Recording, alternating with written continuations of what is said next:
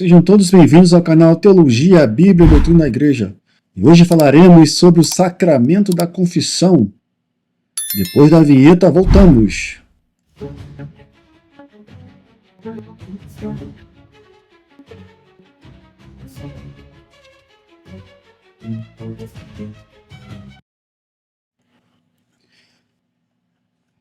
Vamos mergulhar na história e no significado desse sacramento tão importante para a Igreja, com base nas Sagradas Escrituras, no Catecismo e alguns ensinamentos dos padres da Igreja.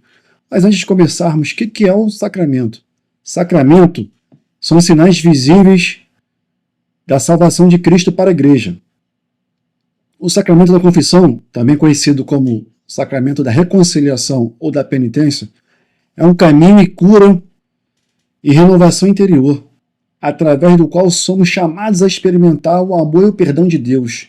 Ele nos oferece a oportunidade de conhecermos a própria fragilidade, arrepender-se sinceramente e ser restaurado na graça divina.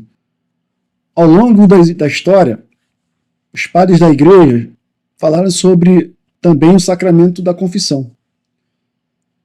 Santo Ambrósio, no ano de 340 d.C., falou: a confissão é a abertura da alma, o desabafo do coração, a esperança da salvação. E Santo Agostinho também, logo após, afirmou: a confissão dos maus atos é o começo das boas obras. Já São Jerônimo, também ali no ano 347, destacou a importância do arrependimento e da confissão dos pecados, como essência da vida cristã. Já Teofilacto, no ano 1055, dizia que a penitência era um ato de humildade e reconhecimento da necessidade da graça divina. Ele via a confissão dos pecados como uma expressão de contrição sincera e um desejo de mudança de vida. Ele também ressaltava o papel do sacerdote como ministro da reconciliação e a dimensão comunitária do sacramento, pois o pecado afeta toda a Igreja e a reconciliação restaura a unidade do corpo de Cristo. Agora, iremos falar como que este sacramento se destaca na Igreja, na Bíblia e depois no Catecismo, no Magistrado da Igreja. Eu irei compartilhar aqui a minha tela e lerei com vocês o que fala alguns versículos da Bíblia e também alguns parágrafos do Catecismo.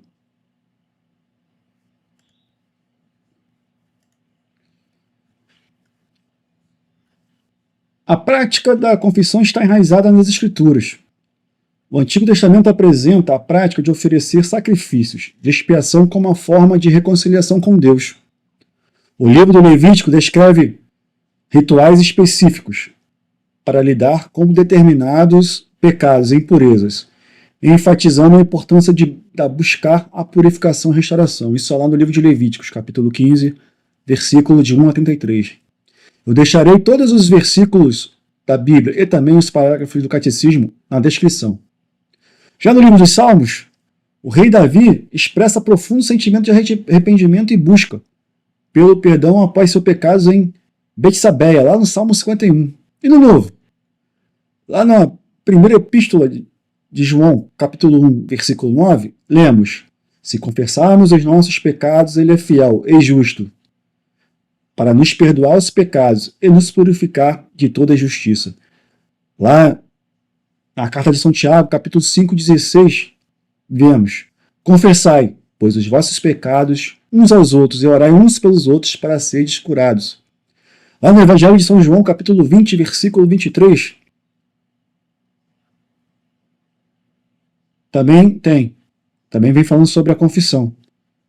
Já em Mateus 16, 19, lemos Jesus falando para os seus apóstolos e principalmente para Pedro: tudo que ligares na terra será ligado nos céus, e tudo que desligares na terra será desligado nos céus.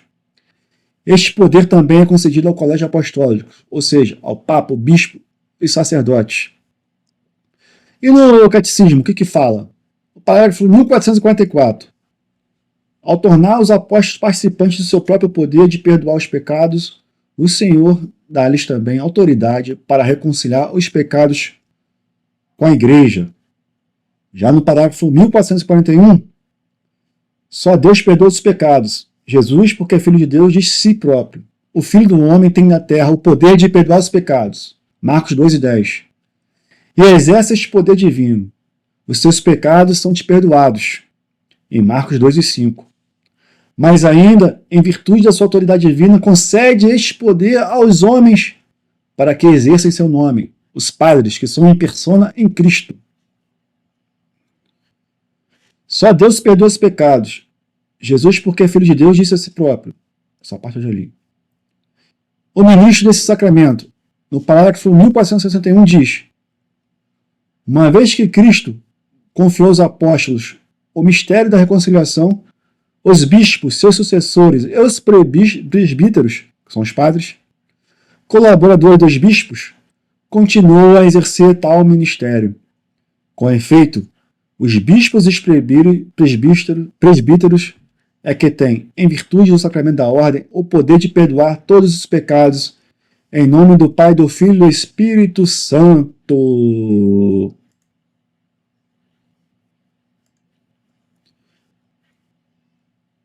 Então, meus irmãos, vimos como é que está na Bíblia e também no Catecismo. E o processo de confissão, como é que ele se exerce? Ele envolve 5 passos: o exame de consciência, que é fundamental, o arrependimento, a confissão dos pecados ao sacerdote, propriamente dito, a absolvição dos pecados pelo sacerdote e a satisfação ou a penitência que devemos fazer para que nossos pecados sejam perdoados. Lembrando que se você omitir um pecado e a confissão não será válida, pois você não será perdoado. Mas se você esquecer de falar algum pecado, esse pecado ele é perdoado. E todas as vezes que cometemos pecados graves, devemos nos confessar, não podemos comungar, pois é um sacrilégio, como diz lá em Coríntios. Eu deixarei o vídeo aqui nos cards, falando sobre pecados mortais e veniais. Os pecados veniais eles são perdoados no ato penitencial. Por isso a importância de chegar na missa no começo. Porque se você chegar depois do ato penitencial, seus pecados veniais não serão perdoados e você não poderá também confessar. Bom, primeiro fazemos o exame de consciência, refletindo sobre nossos pecados. Em seguida, nos arrependemos. Depois confessamos nossos pecados. O sacerdote vai nos dar a absolvição, em nome de Cristo. Por fim, cumprimos a penitência dada pelo sacerdote. E quais são os benefícios da confissão? A confissão nos oferece muitos benefícios espirituais. Ele nos reconcilia com Deus, nos dá paz interior, fortalece a nossa relação com a igreja e nos ajuda a crescer na santidade. E o principal, voltamos à amizade com Deus. E com isto, estamos recebendo a graça de Deus. A confissão é um ato de fé, um gesto de humildade. Não pense que você, na sua total soberba, eu sou humildão, vou lá me confessar. Não, meu irmão, se não for pela graça de Deus, você não vai chegar lá e confessar. Não vai se humilhar para o Padre que está lá em persona em Cristo, para que seus pecados sejam perdoados. É só através da graça de Deus que você consegue ir lá fazer esse sacramento da confissão e ser perdoado.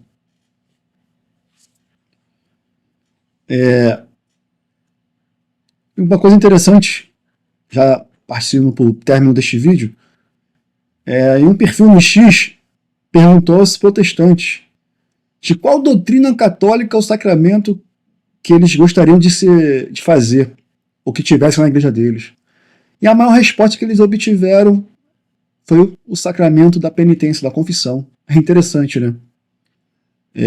Essa é uma dádiva que só nós católicos temos.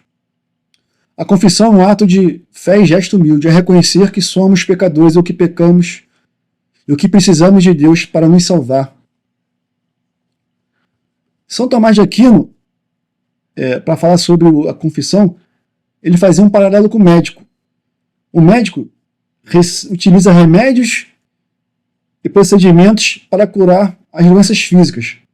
Já o sacerdote em persona em Cristo utiliza o sacramento para curar as doenças espirituais da alma, ou seja, o pecado.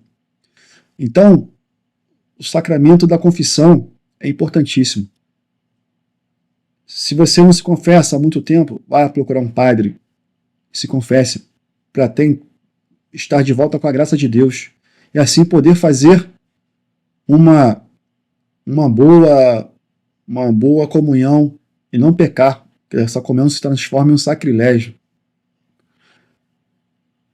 Espero que você tenha gostado desse vídeo e se inscreva no canal, curta e compartilhe. E deixa nos comentários o que achou do vídeo e dê uma sua opinião de qual outro assunto vocês queiram que eu fale.